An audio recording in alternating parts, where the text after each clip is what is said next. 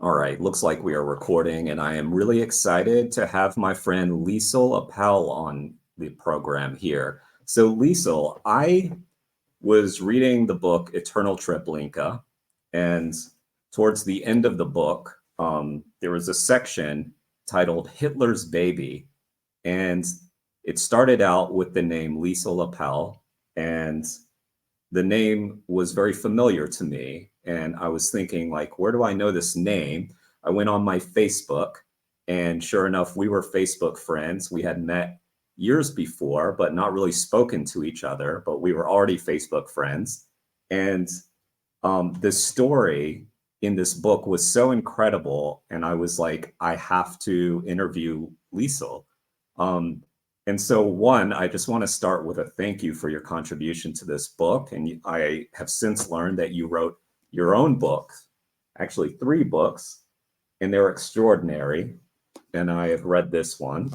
And so, just first of all, welcome to the program, Liesel.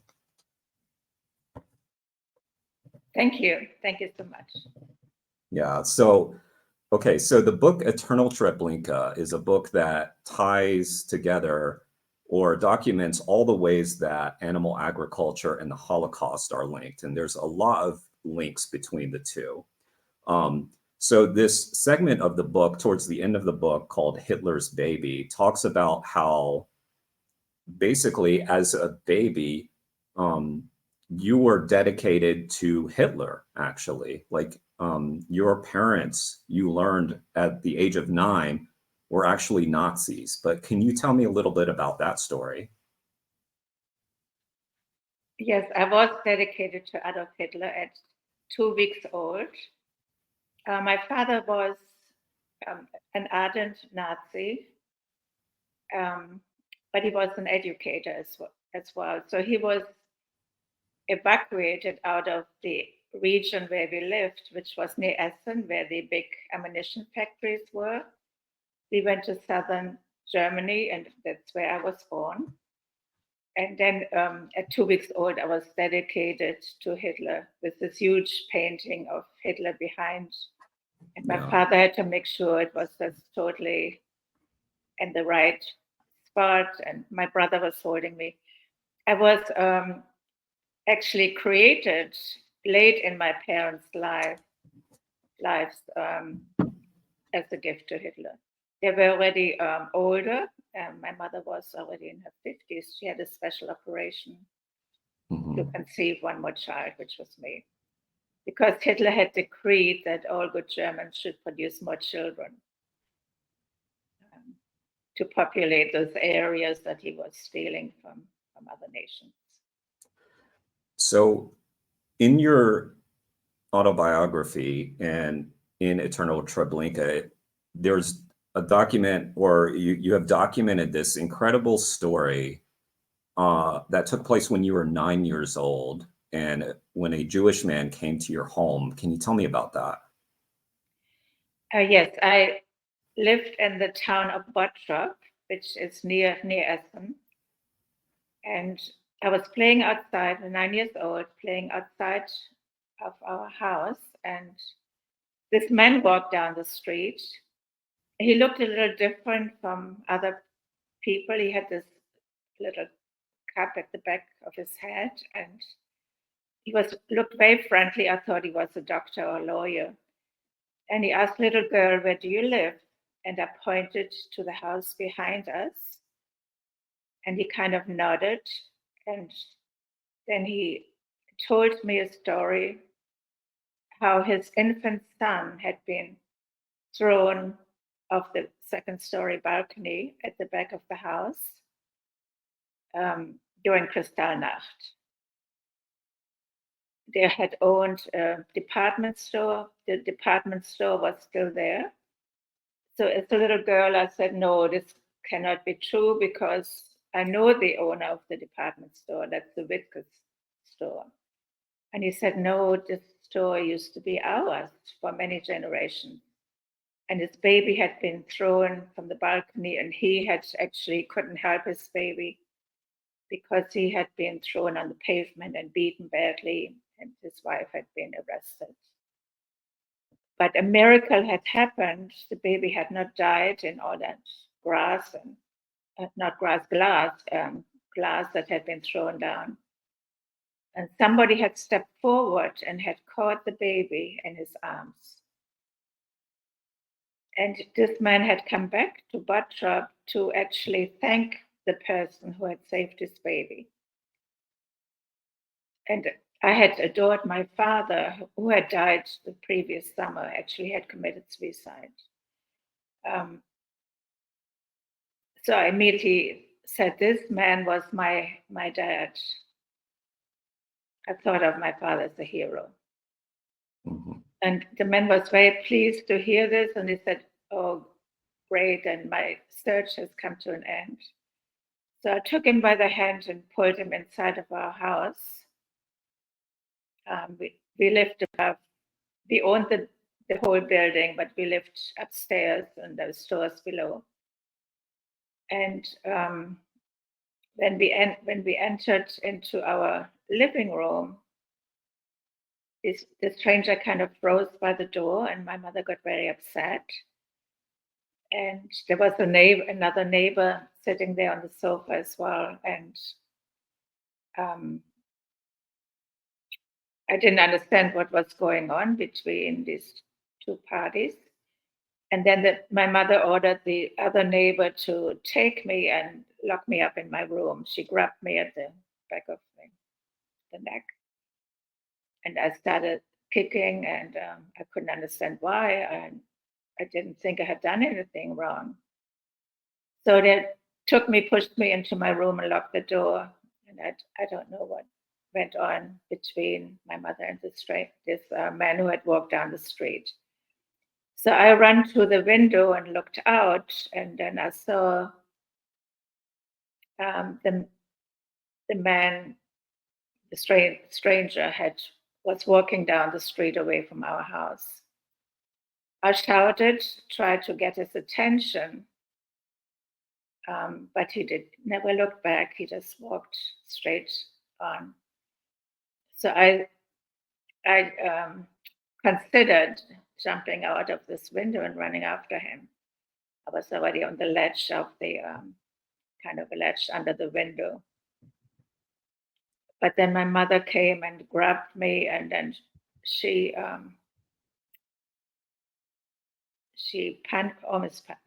punished me. She was very upset. And I said, why? This man came to thank us, to thank my dad for doing, he didn't mean us any harm. He came to thank us. He's a good man. And my mother said, why should we have saved a Jew? That's the first time I heard the word Jew. And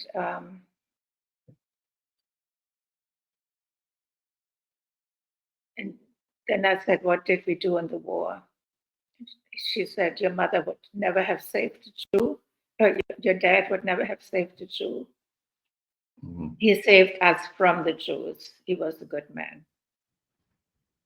So I was very upset. At this time I started kicking again. And I'd always been an obedient little girl, but not when this happened. And then told my mother never to touch me again. Yeah, I said, you are murderers, don't ever touch me again. Yeah, you said to your mother, you are murderers.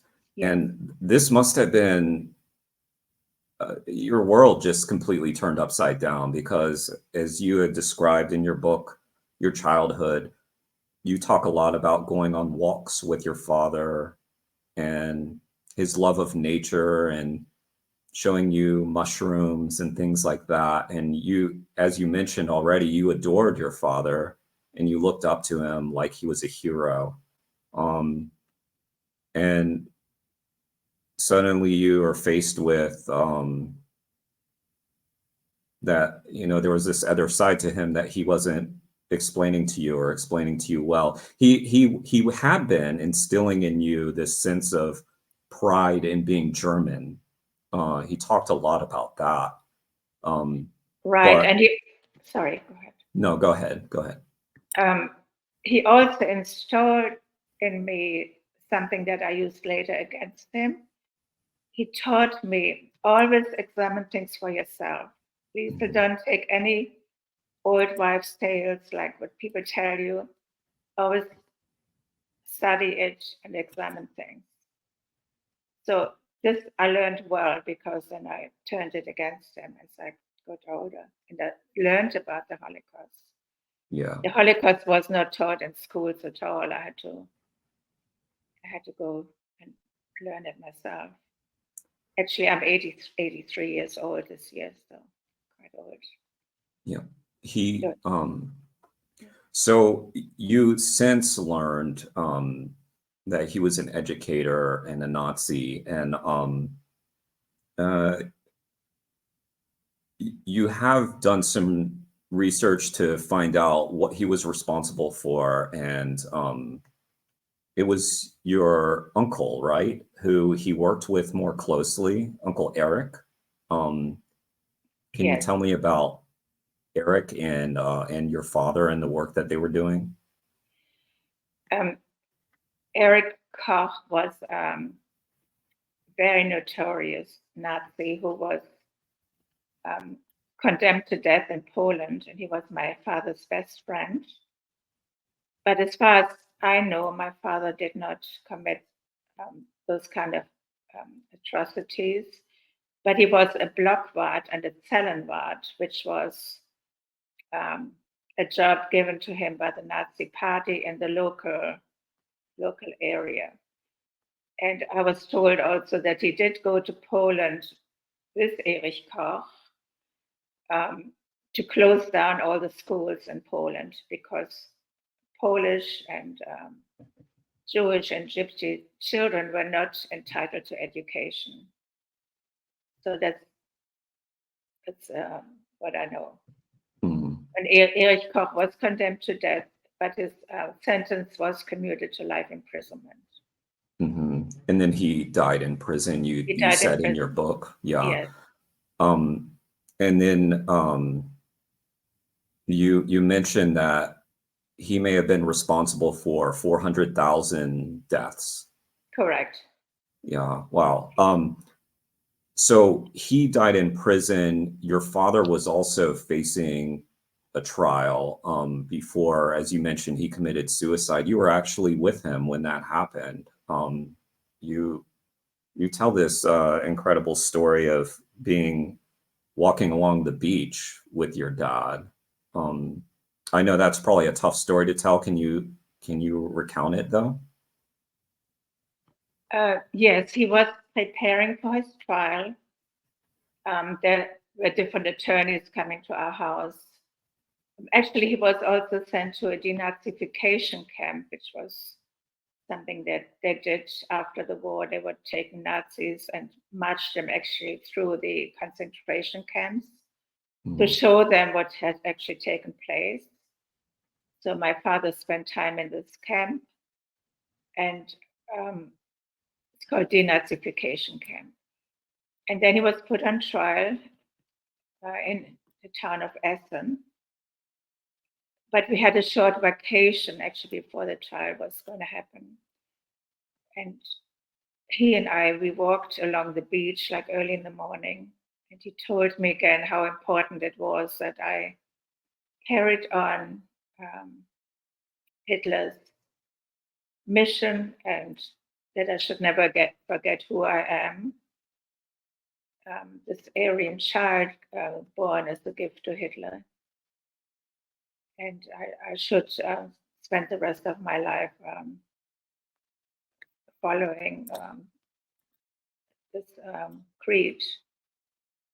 And then he suddenly went ahead a little bit, and then he put something in his mouth.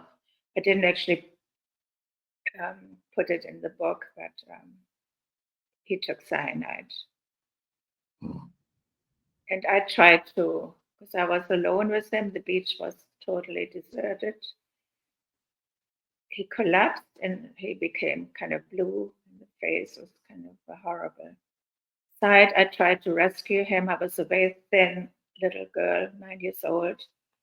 I tried to pull him away from the water out of the tide. The tide was coming in. The waves were kind of lapping over him. And I screamed for help and didn't see anyone. So then I just held his head up so the head wouldn't go into the water. But eventually he was taken. Somebody came in and took him out. And I realized he was dead. And this happened before I actually met the Jewish man. This happened the same year in 1950. Oh, so it was shortly before you met the Jewish man, though. Yes, it was Yeah. shortly before, yeah. Yeah.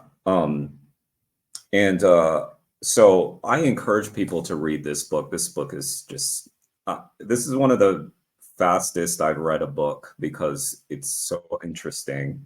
It's a real page turner. And so I'm going to obviously give spoilers of the book, but where was I going with that? Sorry, I lost my train of thought. Oh, yeah, you did discover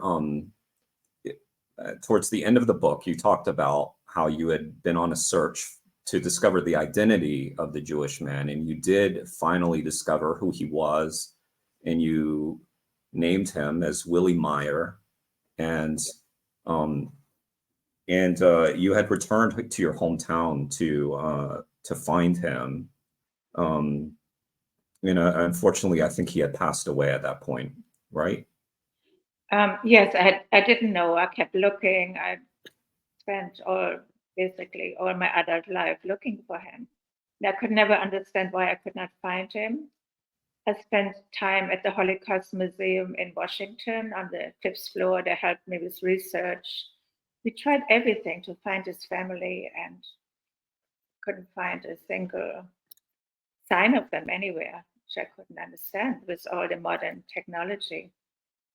And then one day,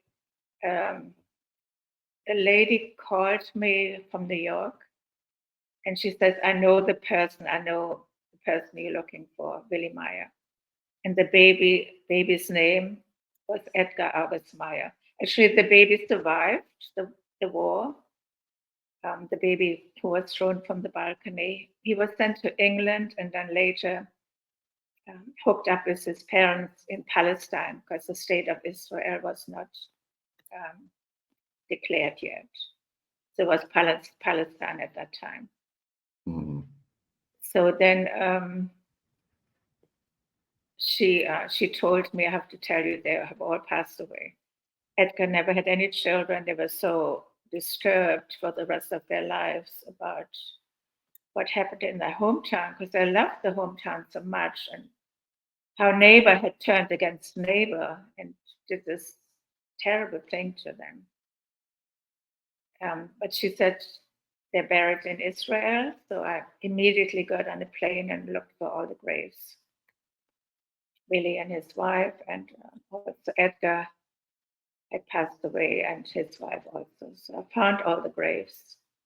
Mm-hmm. And then my mission, it was my life's mission to ask forgiveness from this one family because we were the neighbors and we let them down. A neighbor should not do that to a neighbor. We should have stood up for our neighbors. Mm-hmm. What was it like for you visiting the gravesite? That must have been really a powerful experience for you. Yes, it was. I took stones from the Mediterranean Sea because in Jewish tradition you put stones on the gravesite, and I took some indelible ink and I wrote from my heart what I felt and asked for their forgiveness from myself and my family and my hometown too. Neighbors are very special. We should not to take care of our neighbors. Mm-hmm. Yeah, you've lived by that. What's really sad to me in reading your book, I mean, there's a lot that is sad and also triumphant, but you felt this weight of responsibility your whole life to atone for what your parents had done. And uh, I think that's so tragic. You were just a little girl before you even learned all of this stuff. And yeah, you had looked to your father as someone who was this good man. Um, and another thing that I found really tragic in your book was the relationship with your mother that you described. Because, of course, when you learned that she was complicit with what your father was doing, you didn't forgive her. And you still had to live with, you were just 9 years old, so you still had to live with her for quite a while. But can you tell me how your relationship with your mother changed? Because obviously it was an instantaneous thing that happened. Actually, Jeremy, the book was written as penance towards my mother. I was totally unforgiving. I never forgave her. I never went to her funeral. This went on for my total life. And I was wrong. If we have such an unforgiving heart, we actually become what we can't forgive. And so the book, I want the reader to feel for this mother who had this daughter who was really mean to her. Not just mean, but pushed her away and left her and didn't take care of her in her old age. So I felt I really did not do the right thing.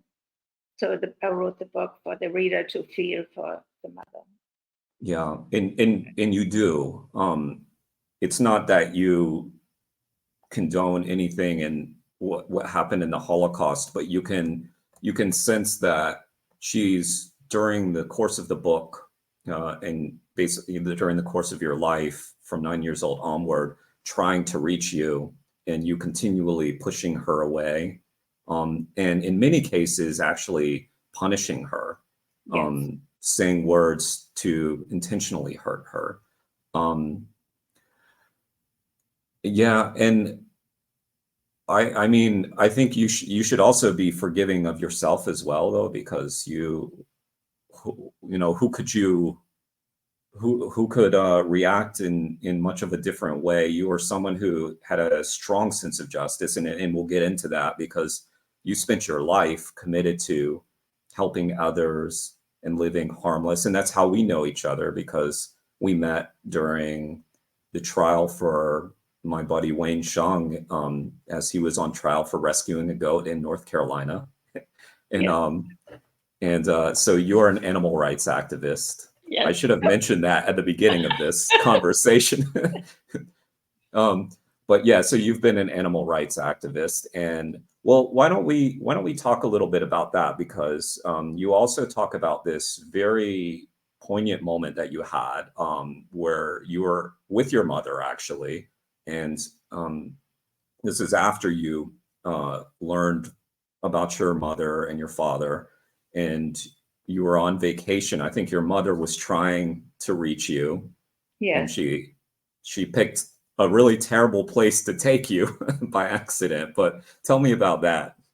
Yeah, she followed this advertisement in the newspaper and she booked a vacation rental on the island of Norderney for the two of us to be by the beach and have a nice time together.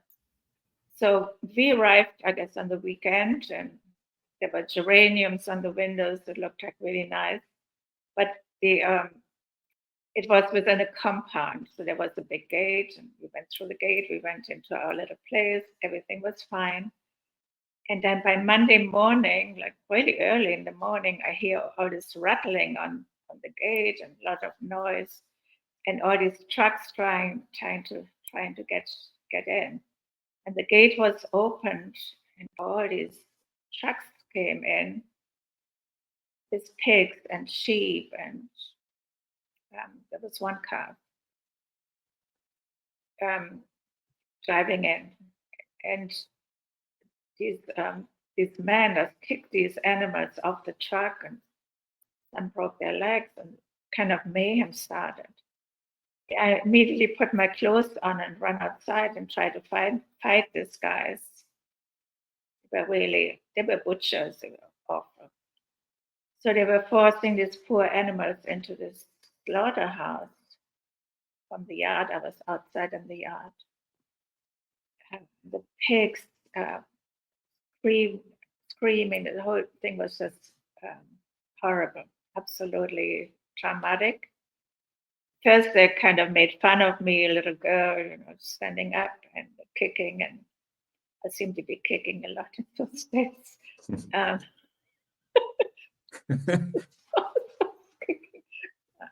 Maybe as a little girl you did a lot of kicking, and then and then in your life too. So they forced all these animals inside. I closed the door, and again I'm trying to get up on the window to look what's going on inside, and there's a little calf looking at me, and I killed him. And I was totally powerless. I never forget how powerless I felt. I couldn't do anything. There was this huge power as a little girl. I was alone. No one would help me. I couldn't do anything. I couldn't help any of the animals. Of course, they were all killed, and then the blood was washed out. Was running there outside this building, and then the skin was put outside to dry, and this went for 2 days, and then everything was back to normal, back to the geraniums, back to a nice house.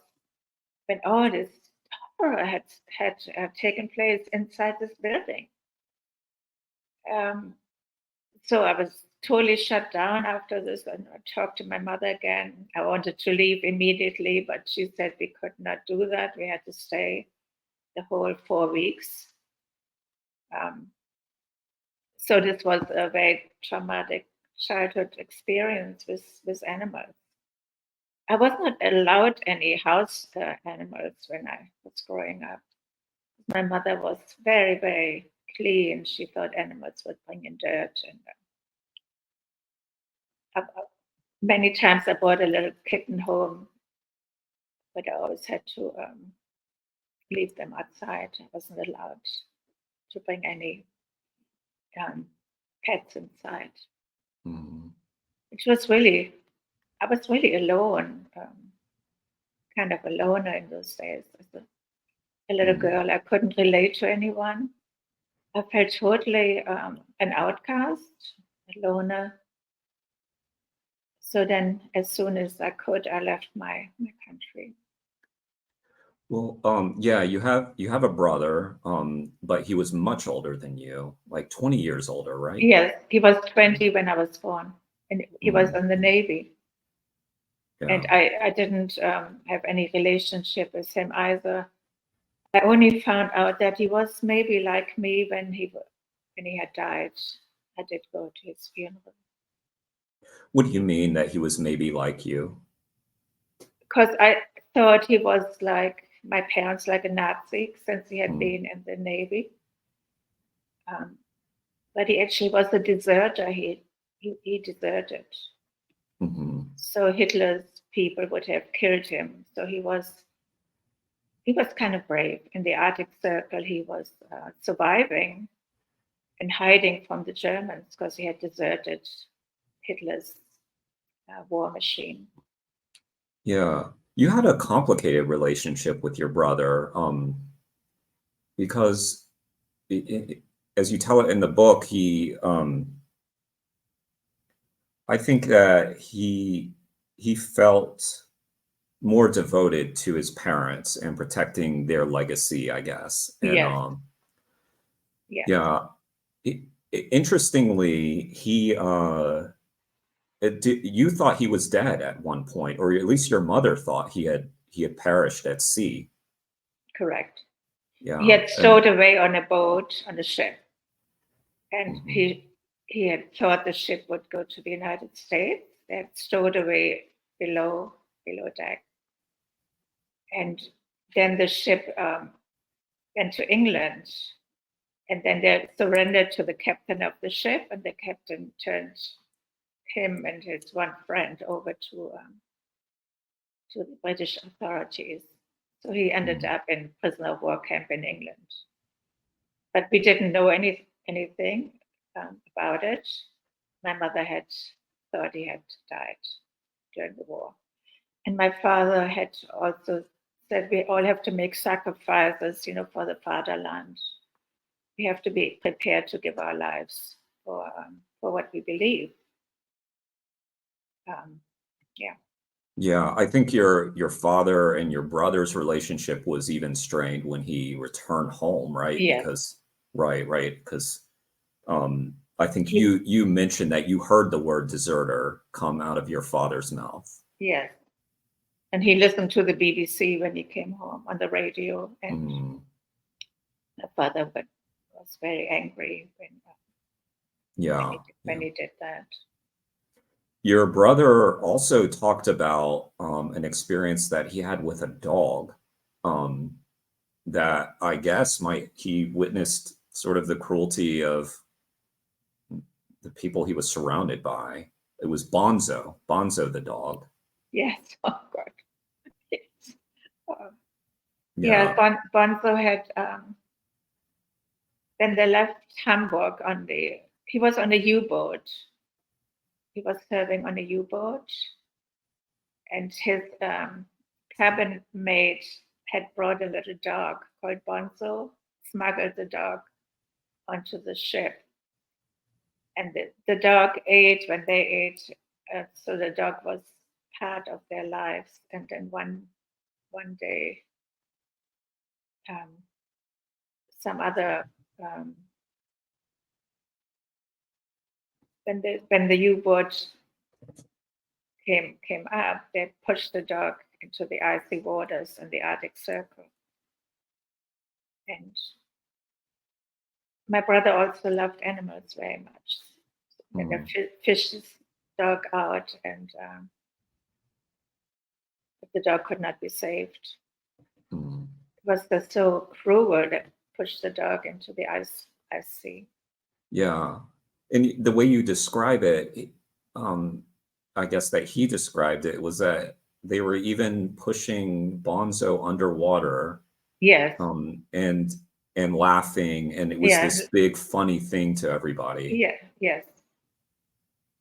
Yeah, just horrible. Like you hear stories about how cruelty to animals can, lead to cruelty to people, and how we desensitize ourselves to cruelty. The book Eternal Treblinka that you're a part of is linking animal agriculture and the Holocaust. There's a ton of links. What do you think of that comparison between when people mention the animal Holocaust, for instance, with the Jewish Holocaust? I remember the book was very controversial when it came out, but I totally believe it's an eternal Treblinka for the animals. I don't see anyone putting a stop to it, going on and on year after year. It's an eternal Treblinka. They're stuck in these factory farms, and apart from us activists, I have to say, I was always alone in my activism, but when I met Wayne and the group out there in California, I was so happy. I had found people who was thinking like me, and they were powerful. They're doing amazing things with their cameras and infiltrating into those very dark places. And they were not doing it for fame or power, but only to speak truth to power, and to right something unjust and something wrong. I was so happy when I met these people. I was already old, but how did you meet Wayne? it came up on the internet one day, and then I Googled him, and then I went to the conference and the trial that we went to in North Carolina. But I've been constantly learning from Wayne. Wayne is an amazing human being, an amazing teacher. I so enjoy all his work and the bravery. I mean, he's just the best in a human being that anyone can embody. He's also good to people. And he believes all the same things that I do. We have to, he works against cruelty and injustice and unfairness. That's how I met him. And then actually the goat is called Rain. Remember Rain? When we were in North Carolina on this trial, and the judge was kind of not very nice to Wayne, right? Wayne was representing himself. But at the end, the judge called the goat by the name Rain. Oh, right. Like, yes, he did. Miraculous? That was totally miraculous. And we bought the whole court was kind of loving us. All the staff there, because we are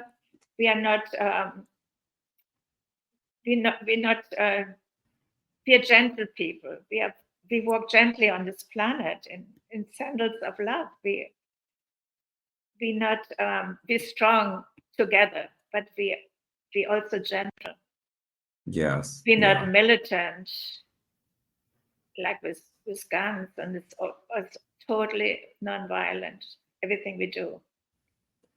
Totally well, with my thinking. I'll tell you, that what happened in North Carolina was really interesting. And I like that you brought up how they started to call the goat Rain by the end of the trial, because they were being impacted. Even though Wayne was ultimately found guilty, unfortunately, and received probation. And this was my first interaction with Direct Action Everywhere, actually. That was when I met Wayne. That was when I met everybody at DXE who was there.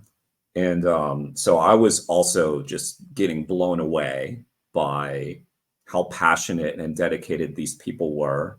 I had been an activist, but I just showed up to support. And I knew of Wayne prior to the trial, and I wanted to support.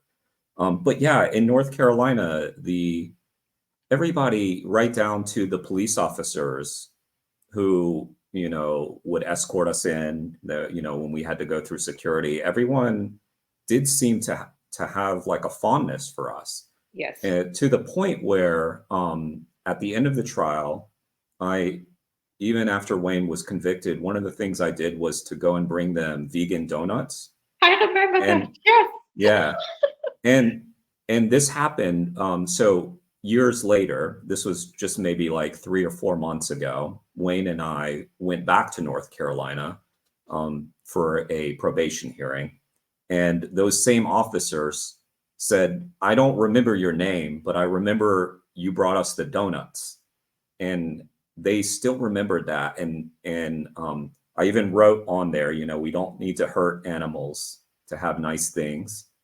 And so it had this impact. And then the probation hearing officer was so funny and so nice to us, even though things weren't really going that well. But yeah, it was, and he had to go like get his cheek swabbed or something like that at the jail. And they were all being really polite, and we were joking, if we ever need to get in trouble, here's where we need to, we might as well do it here. But that was extraordinary. And so I'm so glad that you were there in North Carolina. I know you used to live in the area as well. So it was sort of a homecoming for you to come to that I flew trial. in from Florida. That's for the trial. Yeah. I live in Florida now. Yes, you live in Florida, and it was quite a journey for you to go. I guess you were in London before you came to America, and we'll get to that story. But so this experience that you had at the slaughterhouse, that your mother took you to by accident, that changed you, right? And from that point on, I don't think you said that you ever ate meat again from that point on. Oh, and by the way, sorry to keep rambling, but I want to make sure I shout out our buddy Jeff of Vegan Linked, who did a great video profile of you. And I'm going to link that below here in this video, but I'm getting some of my information from that interview when you talked to Jeff. But yeah, tell me about how that experience impacted you. I didn't know about veganism. It was not a word we used. I just didn't eat meat anymore. But I was not a vegan because I didn't know that milk was, just as horrible. And I became a vegan as soon as I discovered about cows and milk and eggs, and then I became a total vegan. But I can't say I was a vegan when I was a little child. I did not eat meat, so I was, I guess, a vegetarian. But I've been vegan for a very, very long time. Say almost 50 years. Mm.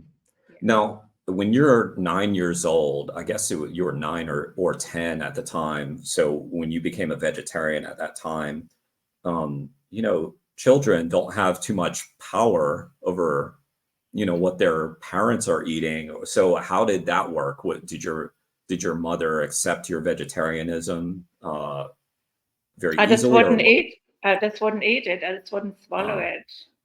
Interesting. Was it a point of conflict between you and your mother?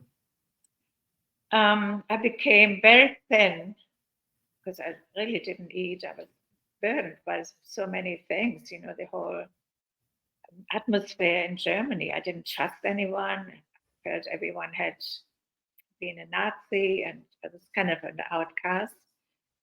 So I really ate very little, became very, very thin, and then I was sent away to a kind of a place to be fattened up because my mother couldn't get me to eat. And there I would pour the milk into the flower pot, and I was a little rebel. I just wouldn't drink milk. But I wouldn't eat. I couldn't touch meat. I couldn't bear having that in my mouth. If I would be forced to it, I would keep it in my mouth and spit it out.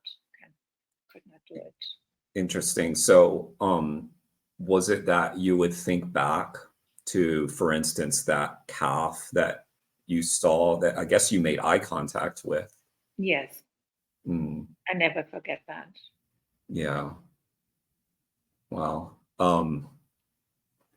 That's incredible. Yeah, and I want to make sure I mention the Eternal Treblinka writer is Charles Patterson.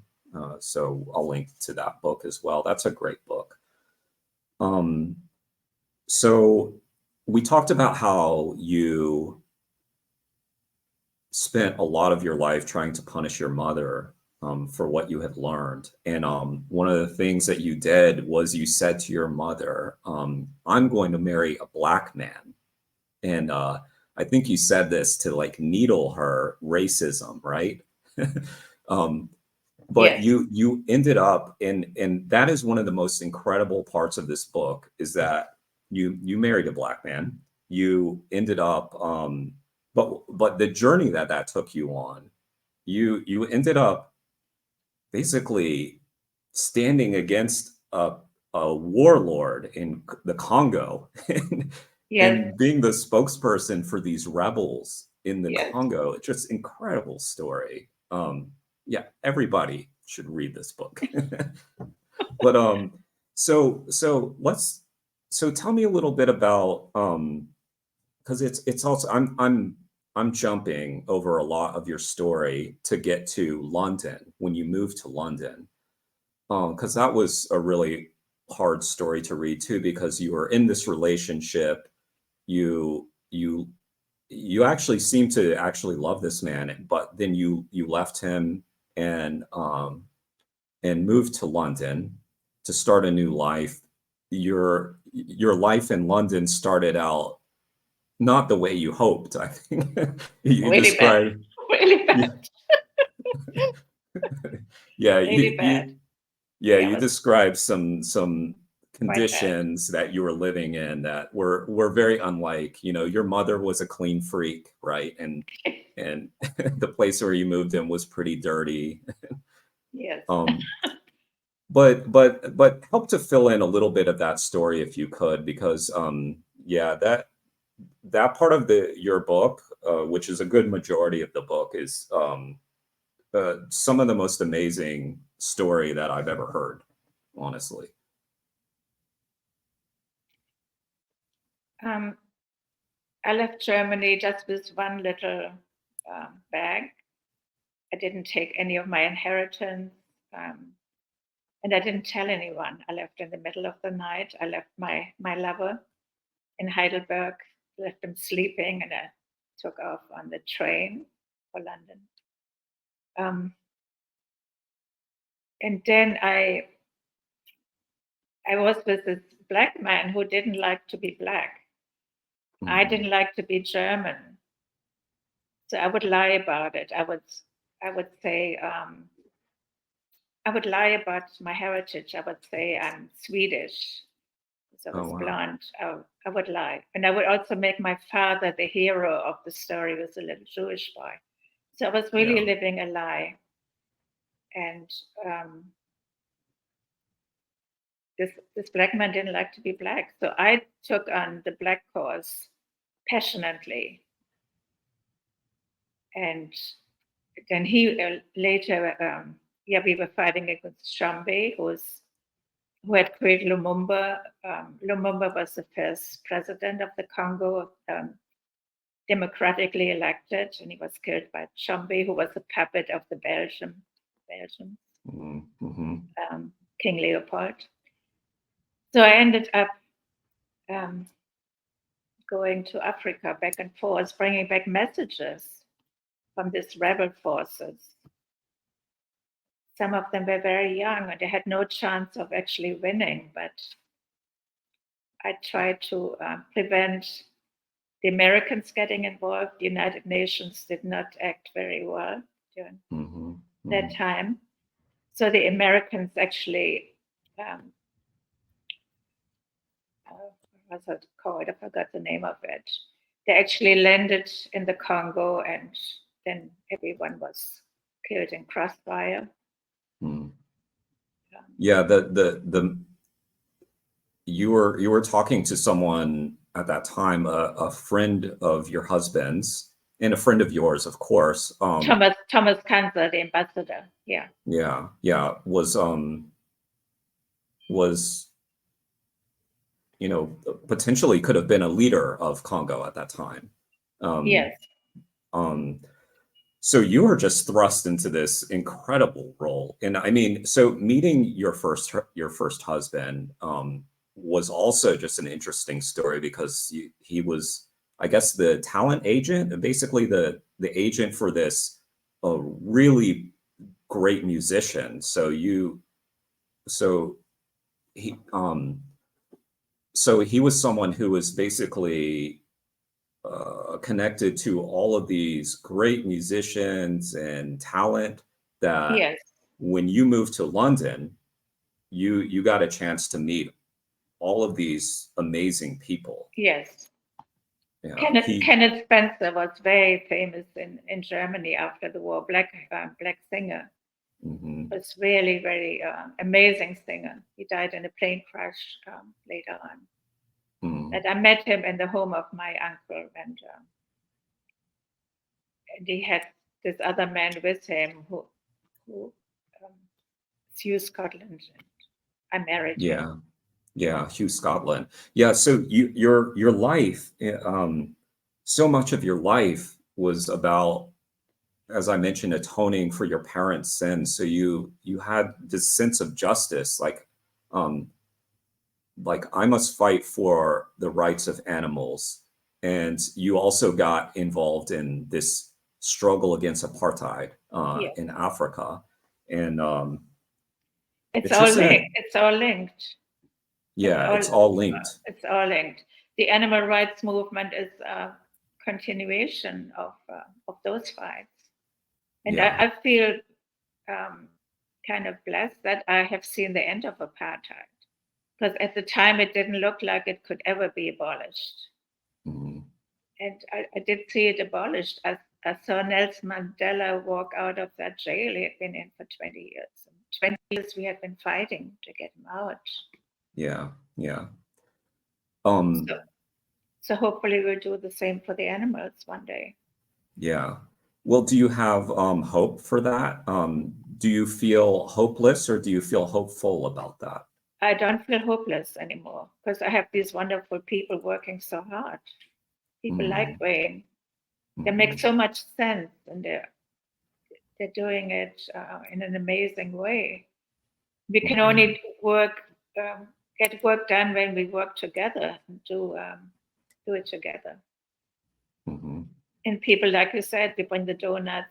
People will actually like us when they hear why we're not extremists. We just choose Mhm. to live a non-violent life.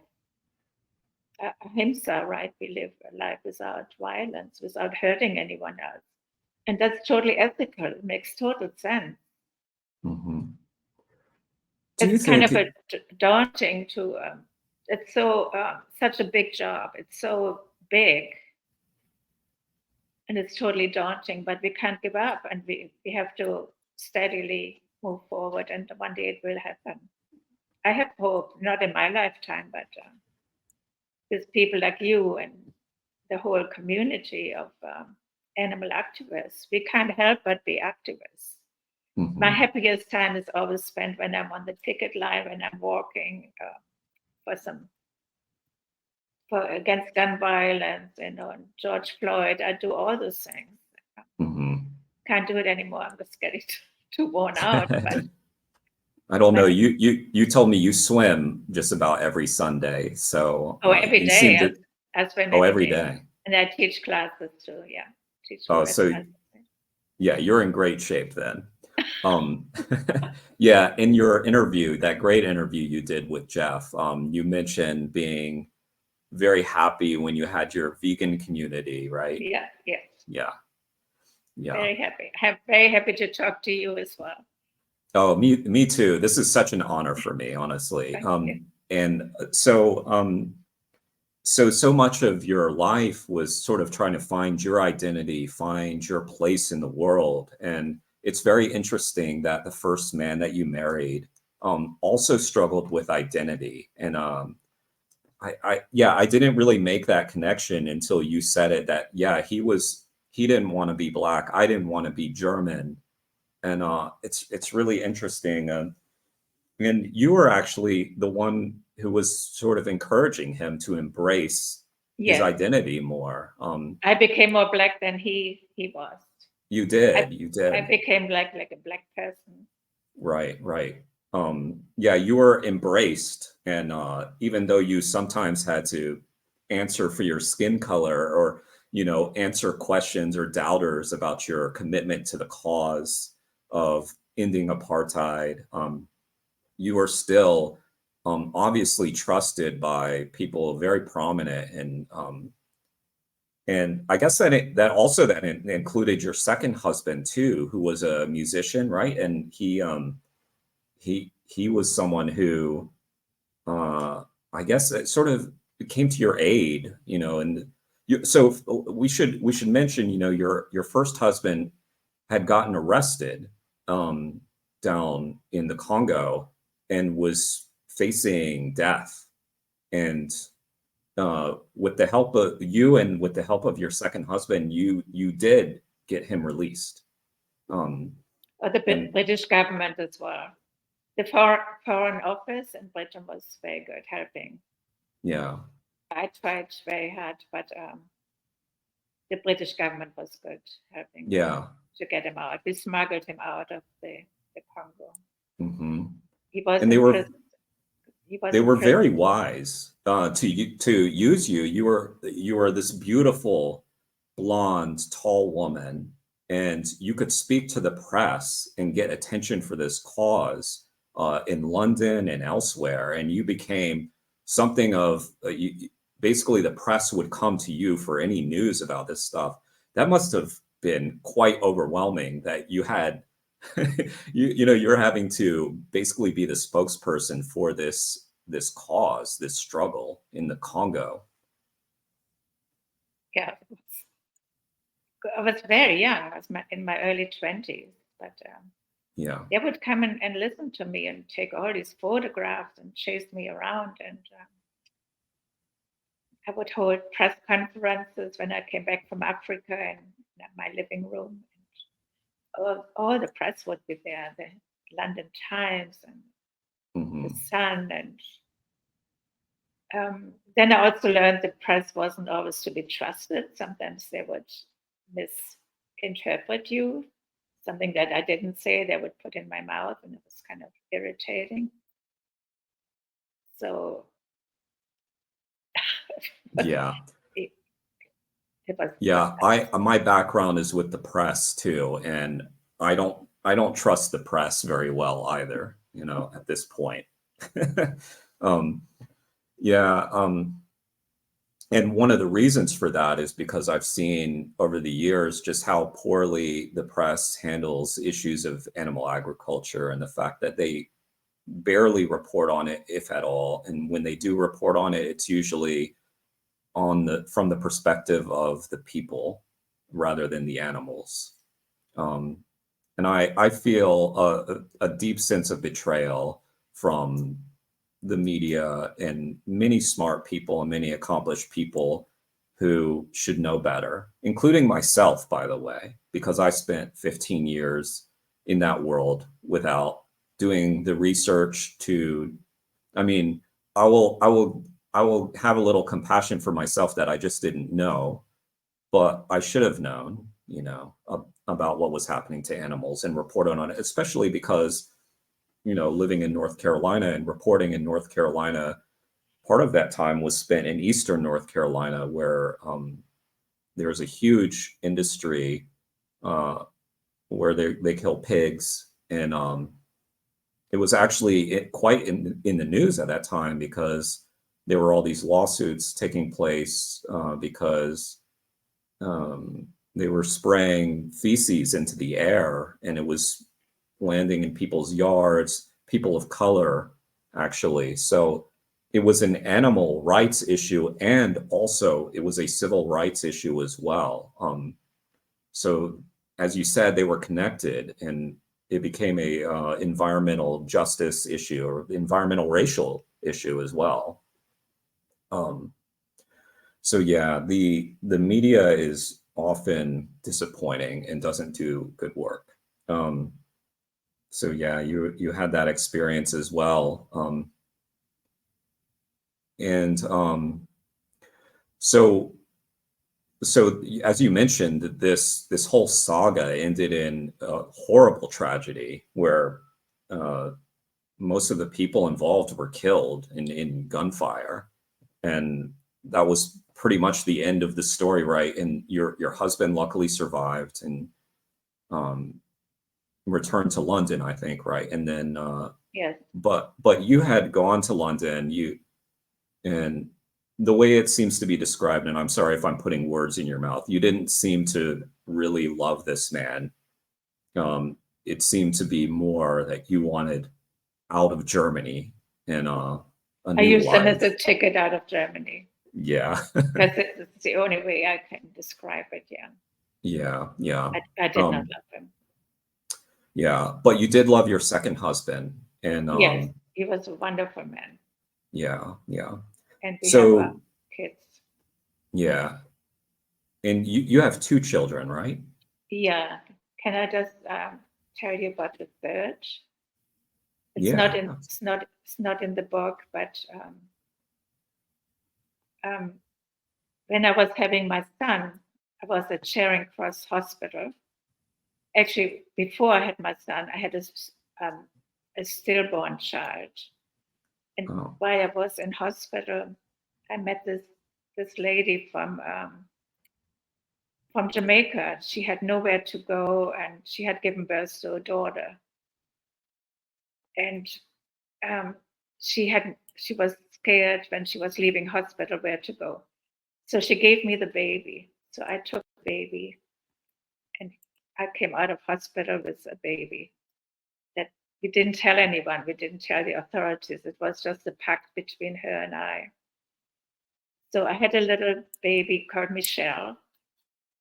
I raised her for the first couple of years, but I made a promise I would return her to the mom if the mom would get her life in order, which actually did happen. And the baby went back to her. And then 50 years later, this lady found me, and now I have adopted her. Her name is Michelle Madison, and she is a producer at the BBC. Oh, wow. Yeah, she was like my baby for those 2 years, but I kept my word and returned her to her mom because that was the right thing to do. It was very hard on me to return this baby. She's a wonderful Wow. person. Her name is Michelle Madison. Michelle Madison. Wow. Yeah, So you can Google her. so you said that you were going to have a baby, you had a stillborn, and then Yes. there was another woman who couldn't raise her child, and this was Okay. Michelle. So you raised Michelle for a few years. Yes. The Okay, mother's wow. name was Gloria, and Gloria passed away maybe 30 years ago. Oh, So wow. yeah. So we were Um, reunited, and we are like. So I have 3 kids. I have Michelle, and I have my son and my daughter. wow. When did Michelle contact you again? She actually didn't know about this, but she was looking for her father. She thought that since I had been friends with her mom, had information on who her father is. So she found me on Facebook. Hmm. And then I had to tell her you were my baby and told her the whole story. She was totally stunned. She said she was at the BBC. She almost fell off her chair. And then we Wow. met, and she knows it's all true. And because the mother never told her, so she didn't know that I had actually brought her up the first couple of years. And I was a white woman nursing this black baby. I had breast milk, so I was breastfeeding a black baby, which was kind of really cool to me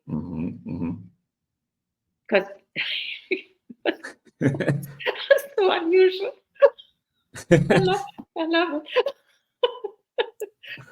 Well, it's sort of like you said to your mother, it was like this sort of rejection of racism that you were uh, embodying throughout your entire life. And it gets back to that sense of justice that you had. And I saw when you were talking to Jeff for the interview about animals and veganism that you mentioned that it was also kind of you wanted to live a harmless life um, as partly because of what the Germans had done to the Jews back in the 30s and 40s. And yeah, you. So I want to ask, why do you feel that you had to atone for things that you had not done? Because it wasn't you, it was your family and your people, I guess. But why do you feel that part of that sense of responsibility?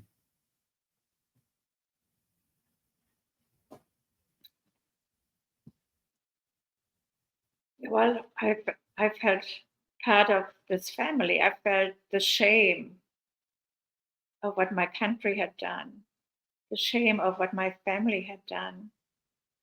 I think children, when I was 9 years old, they have this sense of justice. Same about animals. Children just love animals. I had the sense of justice from when I was a little girl. And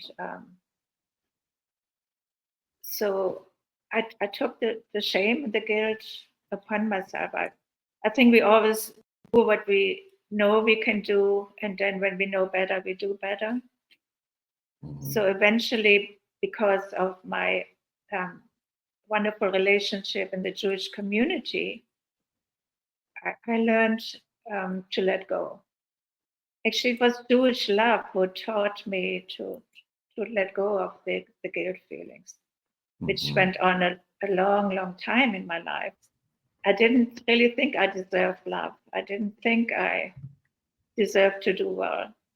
I've never been interested in making money. When there was money, I always gave it away. I'm totally uninterested in material possessions.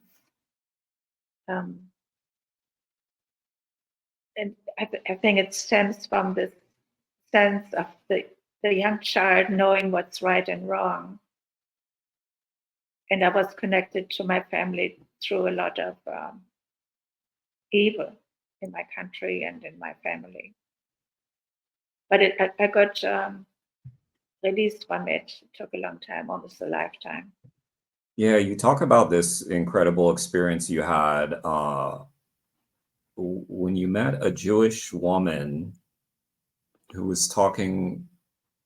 Yes, at the seminar. Yeah. Yeah, the It was seminar. at the seminar. Yeah. And I suddenly, I had lied all my life. I had made my father the hero. I had not looked at the picture of my name giving ceremony. I had kept that all. Like even my kids, they had no idea about my background. Oh, wow. You hid it for that long. Yeah, I never talked to them about it. They didn't learn until I published an article in the LA Times, which was just after the meeting with the Jewish woman. The LA Times published a piece called Awakening. And that's when my daughter read about it, and she was very stunned by it. So then I stood next to her, and I told this young woman, it was my people who did this. Because after the war, all the Germans most of the Germans turned around and said it wasn't us, it wasn't my family. The same as I was saying, because we couldn't bear the overwhelming guilt of this most horrible thing that had gone on in our country. We were all kind of lying and pushing it away, saying it didn't happen and wasn't my family. And then I said, no, it was my family. It was us who did this to your people. And that was part of the healing process. And I started lecturing in communities. And what you think when you look back at your father and what he did, do you think that this was a man who had goodness in him that did evil? And if you see goodness in him as someone who took walks and seemed to be a doting father, what does that say about our ability to do evil? How have you reconciled your memories of your father? And have you found any sort of forgiveness in the way that you did with your mother? I have realized I have no right to judge. I have no right to judge my father. It's not up to me. And I have let go of judging him. But I realize we can also be easily misled. It's happening again now in our political situation. People following a leader who is totally inappropriate and totally bad. So I link it up. Basically, I have no right to judge my father. Because it's not up to me. And there's also the other question: do we have to love our parents just because they are our parents? Are we obligated to love them because they are our parents? I've lived against that, and I've stood against that, but probably I was not right about it. Like Wayne is always so forgiving. He always finds the best way around us, the best way to be kind to everyone. Like the people in the slaughterhouse, he does not judge them. Like you bring the donuts to the courthouse. That's probably a better way than what I was doing in those days, but I didn't know better. I think. Well, Liesl, I will let you go because your son is here and you need to attend to him, I think. And But it has been such an honor to talk to you, and the door is always open to come back and talk to me more. I highly recommend everybody to read this book, and also Eternal Treblinka, which I have on my Kindle, so I can't show it. Eternal Treblinka on my Kindle. But extraordinary books. And thank you so much for telling your story and being brave. And it's just extraordinary. And for your life of service to others, whether it's animals or apartheid, you've just done just such amazing things with your life. And I think you're such a great example for all of us. And so thank you for being that great example. Jerry, make me cry. I don't deserve any of that. I disagree. I disagree. But thank you. And yeah, thank you so much. It's lovely meeting you, this one-on-one. And Yeah, absolutely. All right. Well, thank you, Liesl. thank you, Jeremy. Thank you.